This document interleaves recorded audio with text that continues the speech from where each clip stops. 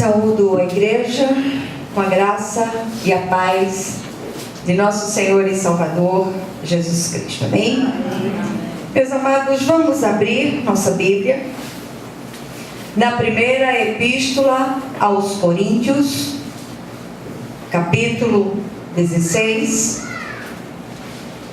e nós vamos ler apenas 2 versículos, 13 e 14. Primeira aos Coríntios 16, versículos 13 e 14. Amém? Amém. Todos acharam? Amém. Graças a Deus. Então diz assim a palavra do Senhor: sede vigilantes, permanecei firmes na fé, portai-vos varonilmente, fortalecei-vos. Todos os vossos atos sejam feitos com amor. Amém? Amém. Glória a Deus. Senhor nosso Deus, nosso Pai, nós te rendemos graças por tudo que tu és e rogamos de uma maneira especial que o Senhor venha ministrar essa palavra ao nosso coração. Que nenhum de nós saia daqui do mesmo modo, mas que sejamos profundamente ministrados por ti.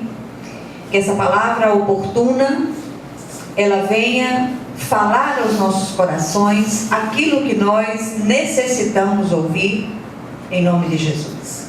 Amém? Amém. Glória a Deus. O texto que nós lemos é um texto, eu acredito que bastante conhecido da palavra. Já falamos nesse texto outras vezes. E, na verdade, são as palavras de exortação finais do apóstolo Paulo aos seus leitores em Corinto.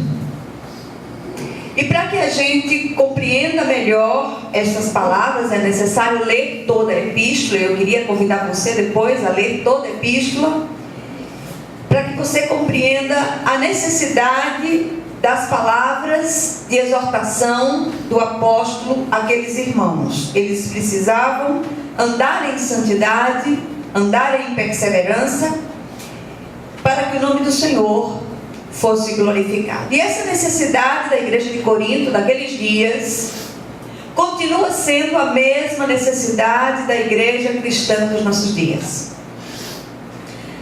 A jovem igreja de Corinto tinha muitos problemas, apesar de ser uma igreja que tinha muitos dons, uma diversidade muito grande de dons, e a gente aprende aqui logo de início que dons não testificam de espiritualidade. Os dons, eles são ferramentas de trabalho, são ferramentas para a edificação do corpo de Cristo. O que realmente testifica da espiritualidade são os frutos do Espírito, ou o fruto do Espírito em seus vários aspectos.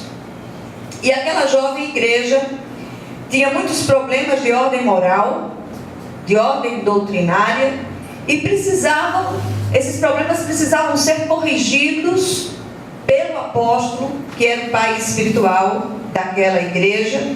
E ele envia essa carta e, sobretudo, traz essas palavras aqui tão oportunas também para a igreja no dia de hoje. E aquela igreja, apesar de todos aqueles dons, é considerada pelo apóstolo uma igreja carnal. No capítulo 3 da epístola, versículos 1 e 2, Paulo diz o seguinte: eu, porém, irmãos, não vos pude falar como espirituais, e sim como a carnais, como a crianças em Cristo. Leite vos dei a beber, não vos dei alimento sólido, porque ainda não podíeis suportá-lo, nem ainda agora podeis, porque ainda sois carnais. Palavras duras, palavras de conserto, palavras de mudanças, que precisam ser também acatadas por nós nos nossos dias. Todos nós estamos ainda muito aquém daquele padrão requerido por Deus para cada um de nós.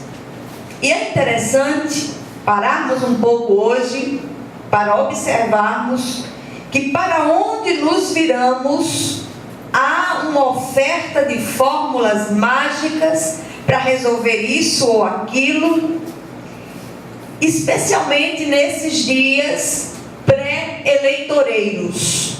Eu não sou muito de subir aqui para falar a respeito desse assunto, mas algo que o Espírito de Deus tem trazido ao meu coração, a necessidade de nós aprendermos a discernir. Cuidado com o que você ouve, cuidado com as promessas que são feitas lá fora. O povo de Deus precisa aprender a discernir. As pessoas, elas estão ávidas por respostas, por soluções, por possibilidades, e nessa época são tantas as promessas de soluções mirabolantes para os vários assuntos e as várias questões que envolvem a nossa terra, que muitos de nós temos deixado embarcar nessas promessas que estão lá fora.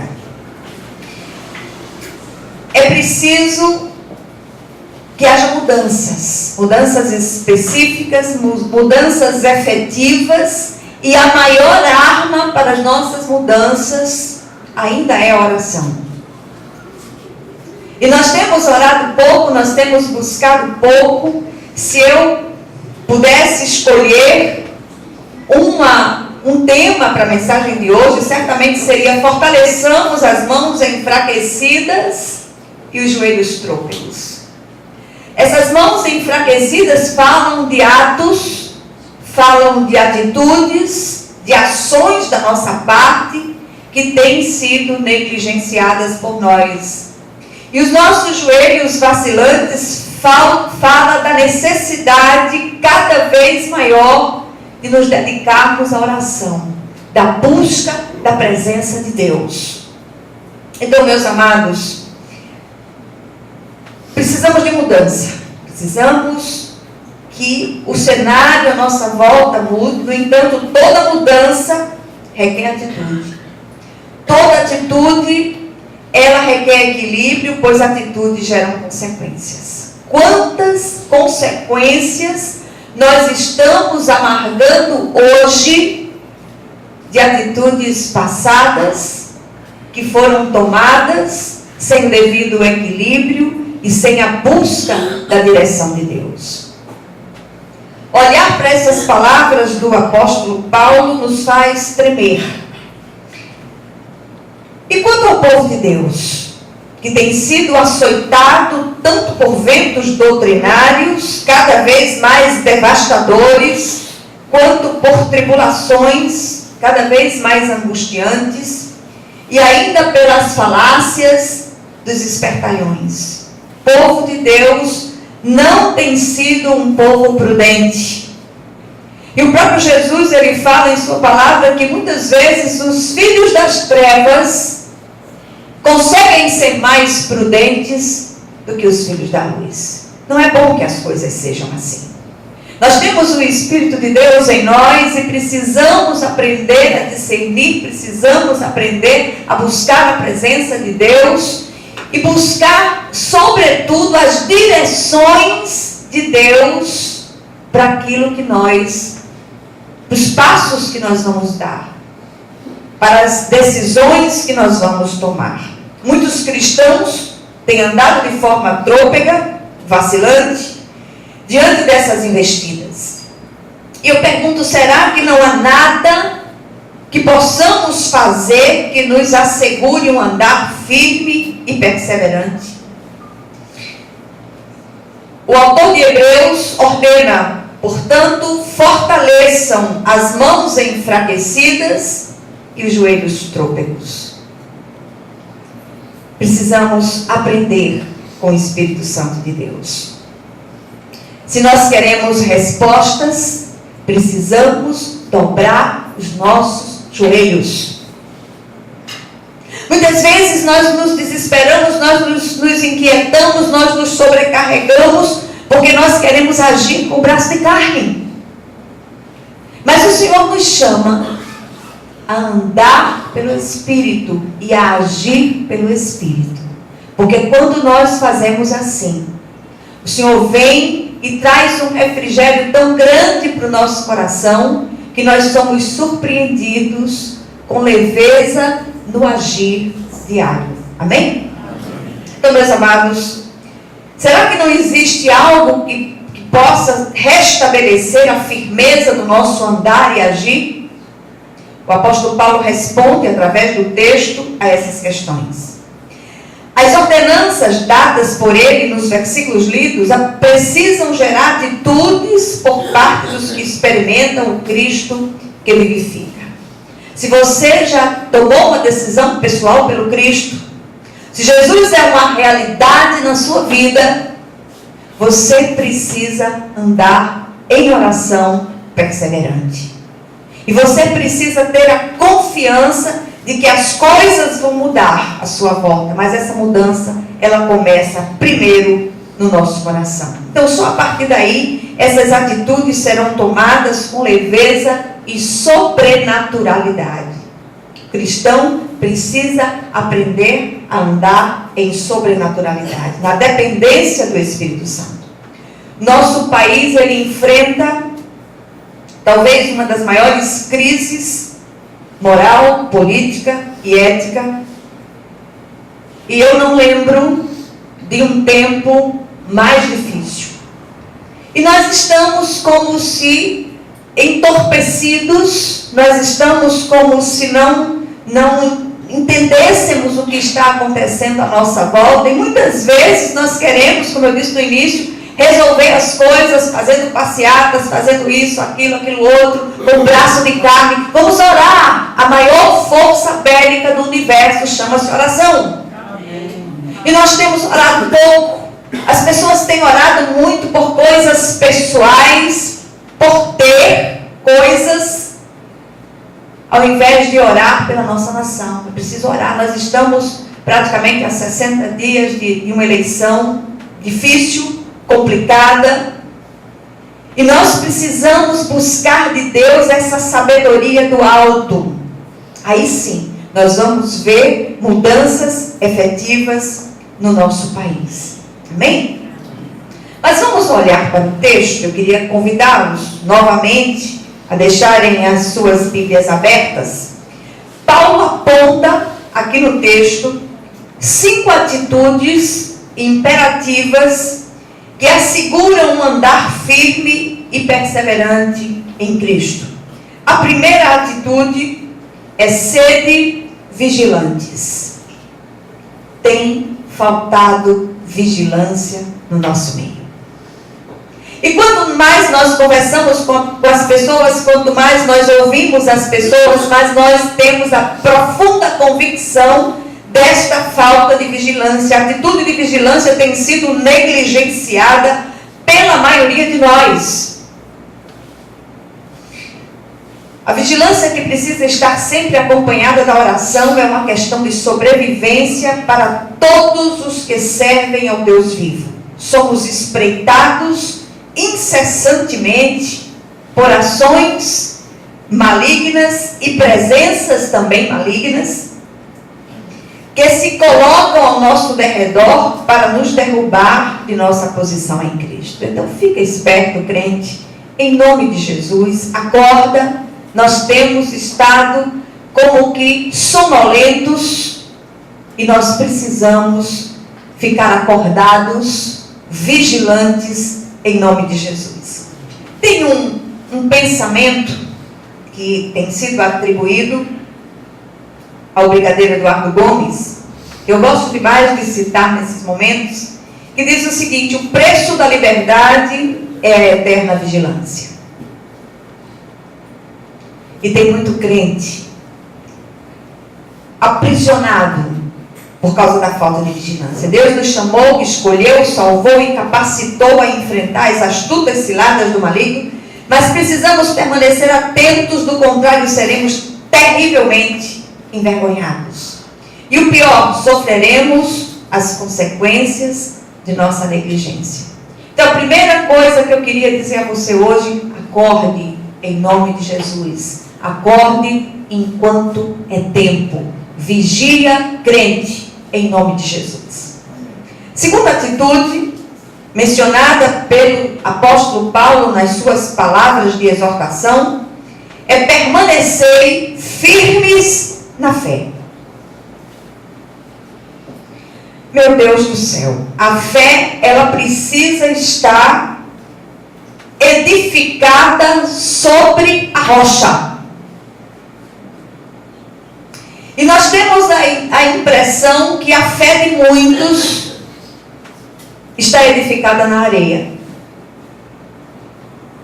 Diante dos ventos, diante das doutrinas falsas, diante das intempéries da vida, dos percalços, que são muitos, essas pessoas têm vacilado na fé.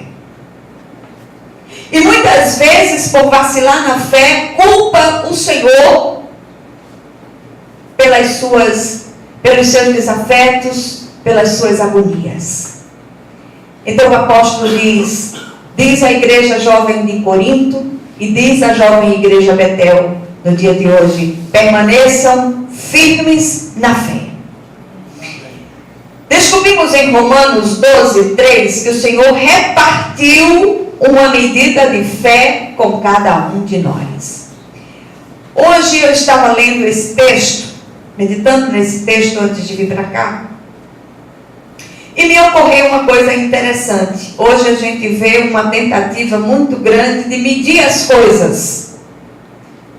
Parece que em São Paulo, no centro de São Paulo, que tem uma coisa lá chamada impostômetro. Não sei se é isso. Eu fico pensando, e se tivesse um fenômetro? Isso aí eu acabei de inventar.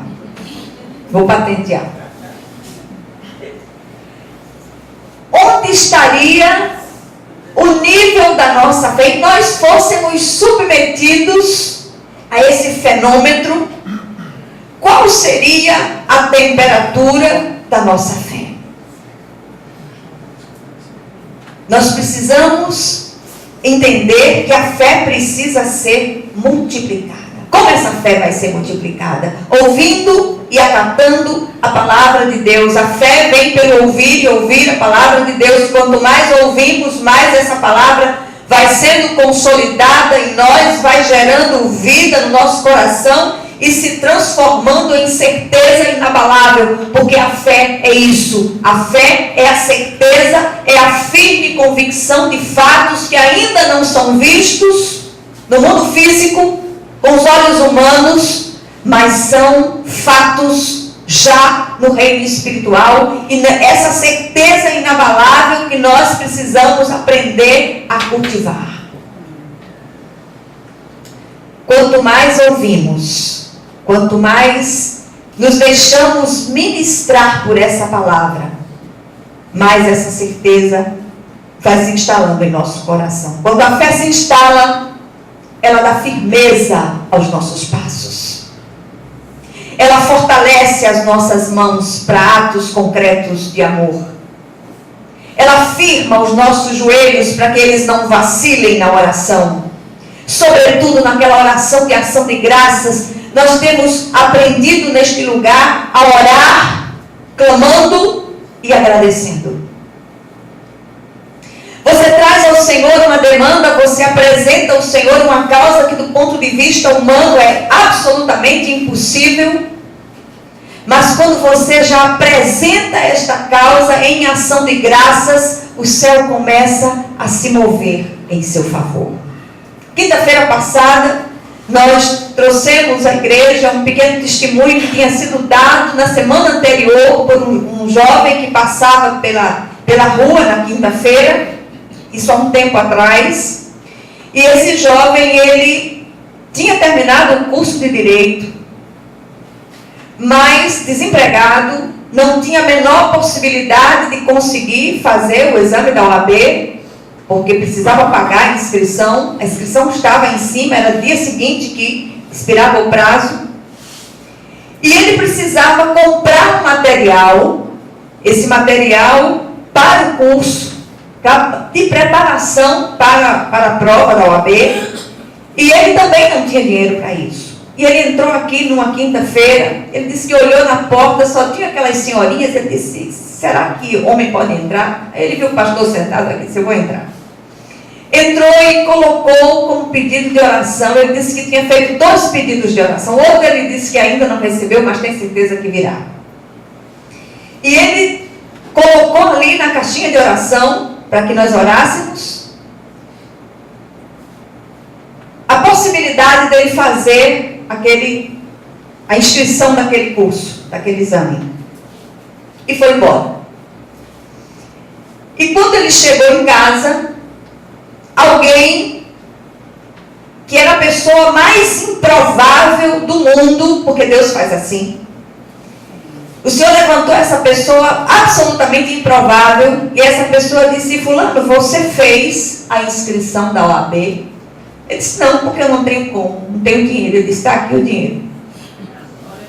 E ele já regalou os olhos para aquela pessoa e disse: você vai fazer a inscrição da OAB e o curso que você precisa comprar para preparação. Ele disse: aí é que eu não tenho dinheiro mesmo, que era muito mais caro do que a inscrição. Ele disse: está aqui. Chegou o dinheiro do curso, da inscrição para a OAB, e chegou o dinheiro do curso de preparação. Fé é isso. E ele disse que já saiu daqui agradecendo ao Senhor por aquela vitória. Fez a fase 1 e fase 2 e passou e voltou para dar o testemunho. Porque o Senhor é um Deus que honra a fé daquele que a confessa com uma certeza inabalável. Amém? Amém? Então a terceira atitude de exortação do apóstolo é: portai-vos varonilmente. Não há atalho para o crescimento espiritual. Eu queria dizer isso a você hoje. Assim como não há atalho para o crescimento físico, não há atalhos para o crescimento espiritual. E essa expressão do apóstolo equivale a dizer: comportem-se como pessoas maduras, comportem-se como gente grande, não como crianças da fé. Crer é pensar. Para com essa história de engolir tudo que lhe dão para comer espiritualmente. Vá para a palavra, cheque na palavra, veja se as coisas se passam verdadeiramente assim. Há muitos manipuladores que têm usado a palavra ao seu bel prazer para caçar almas. E tem muito crente desesperado, angustiado, vivendo uma vida de salvo, mas miseravelmente infeliz, porque tem se deixado amarrar, aprisionar pelos caçadores de almas. Por que eles fazem isso? Porque continuam como meninos na fé. Continuam como crianças, não pensam naquilo que recebem. Maturidade espiritual se adquire quando nos alimentamos, meditamos e praticamos a palavra de Deus. Não existe outro método. Não há outra forma de se fazer. Os ventos doutrinários contrários à palavra de Deus têm sido devastadores e têm sido uma grande arma nas mãos do adversário para minar a perseverança dos santos, postergando ou impedindo a sua maturidade espiritual. Nós conversamos com uma pessoa e de repente ela vem com histórias tão estapafúrdias que a linha doutrinária dela parece uma coxa de retalhos. Não tem um fio de meada que possa ser seguido. Isso tem acontecido demais. Então, meus amados, muitos cristãos que já deveriam ser mestres continuam necessitando de leite espiritual. E Jesus, ele está às portas. E nós temos dito isso muitas vezes neste lugar. E tudo à nossa volta testifica desse evento extraordinário que está para acontecer. Então é preciso amadurecer para ajudar novos crentes. Esses sim, precisam, como bebês na fé, receber o leite espiritual e ser colocados no colo. E parece que quanto mais nós nos acomodamos nessa falta de crescimento, nessa falta de maturidade, mais coisas surgem para nos aprisionar e para nos subjugar. O apóstolo traz ainda uma quarta exortação. Ele diz: fortalecei-vos. Fortalecei-vos. Sede vigilantes, permanecei firmes na fé, se comportem como gente grande e fortalecei-vos. Esse fortalecimento é experimentado pela leitura da palavra de Deus e dependência do Espírito Santo diariamente. Nada fazemos de nós mesmos, somos tão somente instrumentos nas mãos de um Deus soberano e gracioso. Portanto, se você já é um servo de Deus, ore, clame, busque, peça esse fortalecimento e o receberá. Muitas vezes nós deixamos de seguir o Senhor há tanto tempo atrás. É tempo de voltar para Deus, é tempo de buscar a presença de Deus. O Senhor diz: fortalecei-vos no Senhor e na força do seu poder. A nossa suficiência, ela vem de Deus. Isso não pode ser terceirizado. Nós não podemos andar a reboque do fortalecimento que foi dado por Deus ao outro. Nós precisamos ser fortalecidos individualmente, porque temos as nossas próprias lutas. Mas tem faltado busca. E a quinta e última atitude ordenada pelo apóstolo é que todos os vossos atos sejam feitos com amor. Qual a motivação que o leva a agir assim ou assado? O Senhor diz que todos os nossos atos sejam feitos com amor. Nós temos visto histórias de mulheres de Deus que tinham sido extremamente maltratadas pelos seus maridos. E no final da vida desses homens, eles têm um encontro com Jesus e enfrentam um leito de enfermidade numa dependência total dessas mulheres. E nós temos visto a ação soberana de Deus sobre essas mulheres, soberana e graciosa de Deus sobre essas mulheres, que tem sido um instrumento vivo do Senhor para ser um canal de graça na vida desses maridos, no final da vida deles. Quem é que faz isso? Jesus. Essas mulheres, se não fossem servas, teriam uma boa oportunidade de vingança. Mas essas mulheres são mulheres de Deus, que têm sido usadas como instrumento. Apesar das dores, apesar das dificuldades, apesar do cansaço. Essa semana eu conversei com uma dessas mulheres, e ela dizia: pastora, eu estou muito cansada fisicamente, mas eu estou feliz, porque o Senhor me deu a oportunidade de ser benigna com aquele que tanto me maltratou. Só Deus faz isso, amados. E aquele fortalecimento, aquela mulher que está ali firme na fé, buscando a presença de Deus. Quantas histórias! Quem faz isso é Jesus. E o Senhor está dizendo a nós aqui hoje que todos os vossos atos sejam feitos com amor. Que é a manifestação desse amor desinteressado, desse amor ágape, que é credencial de crente verdadeiro. Nós não fazemos para receber o aplauso dos homens. Nós fazemos porque estamos fazendo como se para o Senhor e não para homens. O apóstolo Paulo, falando aos Colossenses, ele diz: tudo quanto fizerdes, fazei-o de todo o coração, como para o Senhor e não para homens.